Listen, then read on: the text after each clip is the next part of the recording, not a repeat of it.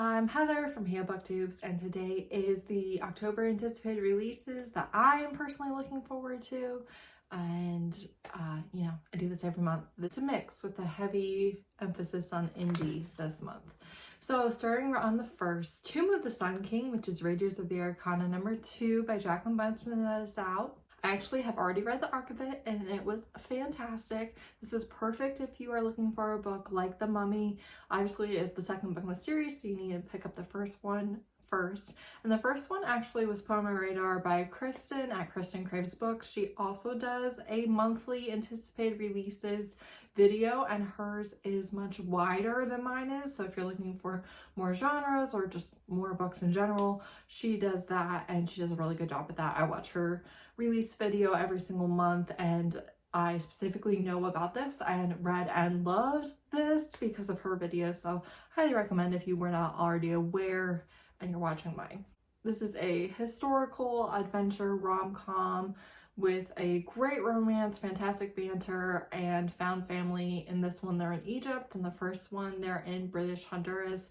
Obviously you should read this in order, so that's why I mentioned the first one, but loved it, absolutely loved it, highly recommend, very happy about it. Then also on the 1st, How to Help a Hungry Werewolf, which is The Sanctuary for Supernatural Creatures /1 by Stein, is out. I am actually halfway through the arc of this one. This is childhood best friends to bully / enemies to reluctant allies, friends, lovers again. A lot of this, I will say, is teenagers being dumb and misunderstandings based on, but I like it. I like what I've read so far, 50% through basically. So he's a werewolf, she's a witch, she didn't know that she was a witch. Yeah, I just like it. There's something about the writing that really works for me. And I know that they accidentally activate a do or die mating bond that hasn't, I think that might have started, but they're not aware of it yet.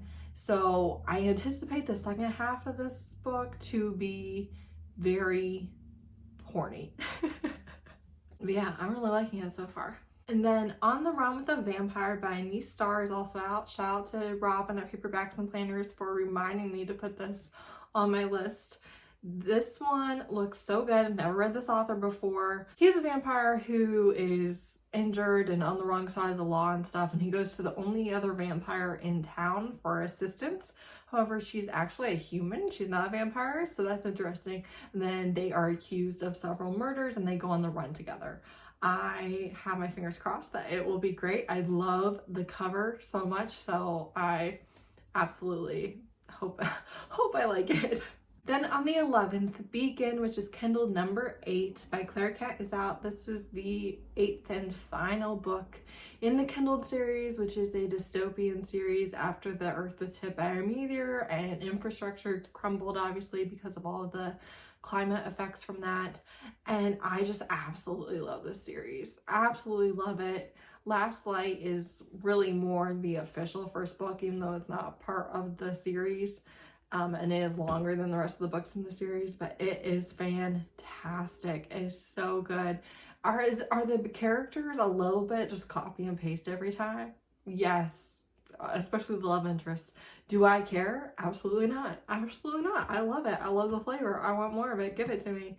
I just love the writing. I love the writing. Her books just really work for me.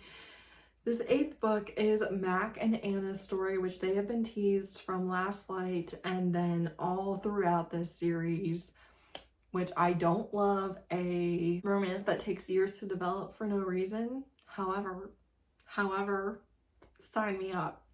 I don't really plan on reading this in October. I want to save it for when I desperately want this book, but we'll see. We'll see. It might be in my October wrap up, you know. Then on the 21st, Empire of Flame and Thorns by Marion Blackwood is out.